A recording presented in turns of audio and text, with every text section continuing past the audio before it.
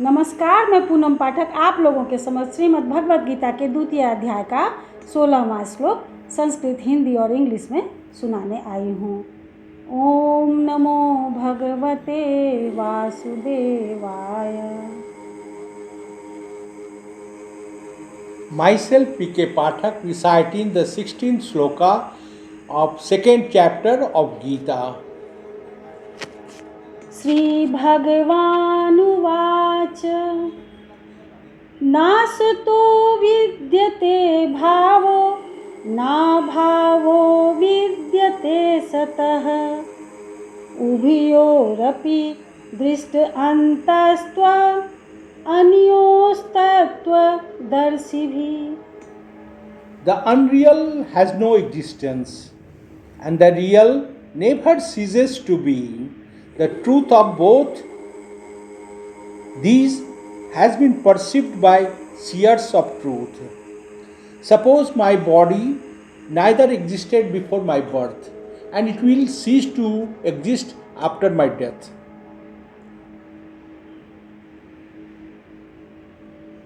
And is also perishing day by day, moment after moment. Thus, actually, it is non-existent. Our body is the world in miniature. On the other hand, the real mover ceases to be. The Atma, the soul, spirit, super-consciousness, whatever you call it, remain constant. It existed before the birth of the body and remains so when the body ceases to exist. Thank you. भगवान कहते हैं, तत्वदर्शियों ने यह निष्कर्ष निकाला है कि असत भौतिक शरीर का तो कोई चिरस्थायित्व तो नहीं है, किंतु सत आत्मा अपरिवर्तित रहता है। उन्होंने इन दोनों की प्रकृति के अध्ययन द्वारा यह निष्कर्ष निकाला है। तात्पर्य, परिवर्तनशील शरीर का कोई स्थायित्व नहीं है। आधुनिक चिकित्सा विज्ञान ने ये स्वीकार किया है कि विभिन्न कोशिकाओं की क्रिया प्रतिक्रिया द्वारा शरीर प्रतिक्षण बदलता रहता है। इस तरह शरीर में वृद्धि तथा वृद्धावस्था आती रहती है, किंतु शरीर तथा मन में निरंतर परिवर्तन होने पर भी आत्मा स्थायी रहता है। यही पदार्थ तथा आत्मा का अंतर है। स्वभावतः शरीर नित्य परिवर्तनशील है और आत्मा शाश्वत है। तत्वदर्शियों ने, चाहे वे निर्विशेषवादी हो या सगुणवादी, इस निष्कर्ष की स्थापना की है। विष्णु पुराण में कहा गया है कि विष्णु तथा उनके धाम स्वयं प्रकाश से प्रकाशित हैं। सत तथा असत शब्द आत्मा तथा भौतिक पदार्थ के ही द्योतक हैं। सभी तत्वदर्शियों की यह मानना है। जीवों तथा श्री भगवान के अंतर को समझना होता है। कोई भी आत्मा के अध्ययन द्वारा परमेश्वर के स्वभाव को समझ सकता है। आत्मा तथा परमात्मा का अंतर अंश तथा पूर्ण के अंतर के रूप में है। वेदांत सूत्र तथा श्रीमद् भागवत में परमेश्वर को समस्त उद्भवों का मूल माना गया है। ऐसे उद्भवों का अनुभव परा तथा अपरा प्राकृतिक क्रमों द्वारा किया जाता है। जीव का संबंध परा प्रकृति से है, जैसा कि 7वें अध्याय से स्पष्ट होगा। हम लोग आगे पढ़ेंगे।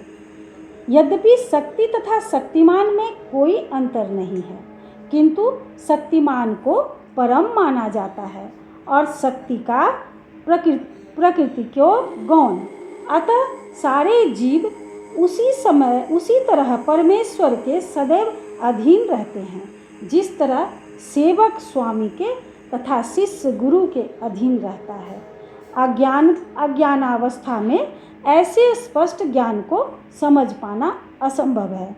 अतः ऐसे ज्ञान को दूर करने के लिए सदा सर्वदा के लिए जीवों को प्रबुद्ध करने हेतु भगवान श्रीमद् भगवत गीता का उपदेश देते हैं।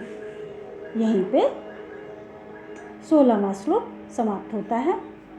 हम लोग भगवत गीता का श्रवण कर रहे हैं, पाठ सुन रहे हैं।